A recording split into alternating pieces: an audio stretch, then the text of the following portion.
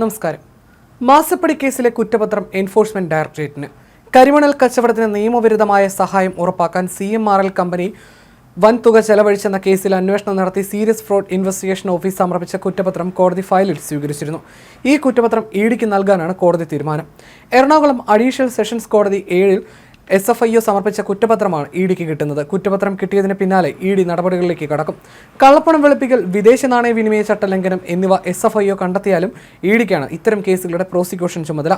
കേസിൽ PMLA FEMA കുറ്റങ്ങൾ ചുമത്തുന്ന സാഹചര്യമുണ്ടായാൽ CMRL കമ്പനി അടക്കം പ്രതിപട്ടികയിലുള്ളവരുടെ സ്വത്തുകൾ കണ്ടുകെട്ടുന്ന നടപടികളിലേക്ക് ഇഡിക്ക് കടക്കാൻ കഴിയും. അറസ്റ്റിനും സാധ്യതയുണ്ട്. അതുകൊണ്ട് തന്നെ മുഖ്യമന്ത്രിയുടെ മകളടക്കം അതിവേഗ നീക്കങ്ങൾ മുന്നിൽ കണ്ട് പ്രതിരോധ നീക്കങ്ങൾ എടുത്തു കഴിഞ്ഞു.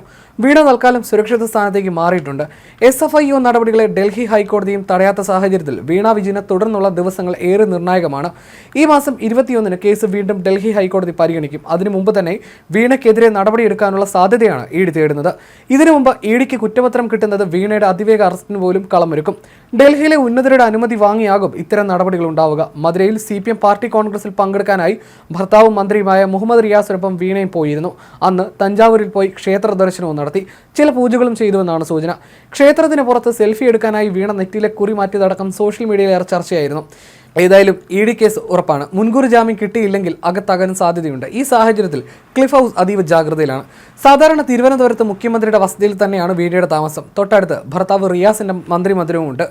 എറണാകുളം അഡീഷണൽ സെഷൻസ് കോടതിയിൽ ED special public prosecutor MJ Santhosh മുഖേനയാണ് കുറ്റപത്രത്തിനായി അപേക്ഷ നൽകിയത്.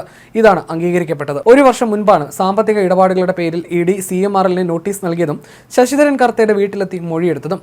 CMRL ഉദ്യോഗസ്ഥരിൽ നിന്നും മൊഴിയെടുത്തിരുന്നു. അതുകൊണ്ട് തന്നെ പുതിയ കേസ് എടുക്കാതെ തന്നെ നടപടികൾ തുടരാൻ ഇഡിക്ക് കഴിയും. ഇതിനൊപ്പം CMRL കേസിൽ മുൻപ് രജിസ്റ്റർ ചെയ്ത ECIR റദ്ദാക്കി. കുറ്റപത്രത്തിന്റെ അടിസ്ഥാനത്തിലുള്ള അന്വേഷണം എന്ന നിലയിൽ പുതിയ കേസ് രജിസ്റ്റർ ചെയ്യാനും ആലോചനകൾ സജീവമാണ്.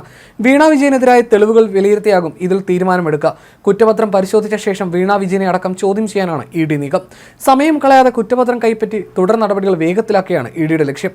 SFIയുടെ അന്വേഷണത്തിലെ കമ്പനികാര്യ ചട്ടത്തിലെ 447 വകുപ്പ് പ്രകാരം ക്രമക്കേട് നടന്നുവെന്നാണ് കണ്ടെത്തൽ.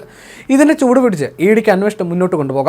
CMRL എക്സാലോജിക് ഇടപാടിൽ 1 വർഷം മുൻപ് ഇഡി ECIR രജിസ്റ്റർ ചെയ്ത് അന്വേഷണം ആരംഭിച്ചിരുന്നു. എന്നാൽ കുറ്റകൃത്യം സംബന്ധിച്ച് കേസില്ലാത്തതിനാൽ അന്വേഷണം മുന്നോട്ട് കൊണ്ടുപോകാനായില്ല. SFIO അന്വേഷണത്തിൽ വഞ്ചനാ കുറ്റം കണ്ടെത്തിയതോടെ പ്രതിസന്ധി ഒഴിഞ്ഞു. SFIO കേസിൽ വീണയ്ക്ക് സമൻസ് കിട്ടിയിട്ടില്ല. അതുകൊണ്ട് കുറ്റപത്രത്തിനെതിരായ നിയമ നടപടികൾക്ക് സാങ്കേതികമായ തടസ്സമുണ്ട്. വീണയ്ക്ക് സമൻസ് കിട്ടിയില്ലെങ്കിലും ഇഡിക്ക് കുറ്റപത്രം കിട്ടുകയും ചെയ്യുന്നു. ഇതോടെ ഇഡി വീണയെ പ്രതിയാക്കി ഉടൻ കേസെടുക്കാൻ സാധ്യതയുണ്ട്. അങ്ങനെയെങ്കിൽ വീണ അതിവേഗം മുൻകൂർ ജാമ്യം തേടും. ഇവിടെ ഇഡി എടുക്കുന്ന നിലപാട് നിർണായകമാകും. പരാതിയിൽ പറയുന്ന കുറ്റം നിലനിൽക്കുമെന്ന് ബോധ്യപ്പെട്ടതിനെ തുടർന്നാണ് കുറ്റപത്രം കോടതി സ്വീകരിച്ചത്.